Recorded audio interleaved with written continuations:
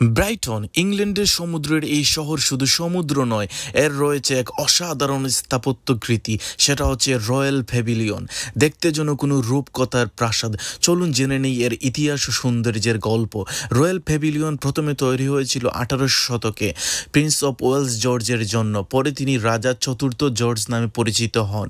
Royal প্যাভিলিয়নের বাইরের অংশ আপনি দেখতে পাবেন ভারতীয়, মুঘল আর ইসলামিক স্টাইলের বিশাল গম্বুজ, মিনার, অথচ ভেতরে ঢুকলেই অপেক্ষা করছে একেবারে একটা ভিন্ন জগৎ। টিকিট কেটে ভিতরে প্রবেশ করলাম। ভিতরে প্রবেশ করেই চোখে পড়লো চীনা ও এশিয়ান স্টাইলের ডিজাইন, রঙিন দেয়াল, ঝলমলে ঝাড়বাতি আর বিশাল ডাইনিং হল। এখানে এক সময় অনুষ্ঠিত হতো রাজকীয় ভোজসভা। আজ রয়্যাল প্যাভিলিয়ন শুধু ইতিহাস নয়, এটি পর্যটকদের অন্যতম আকর্ষণীয় জায়গা।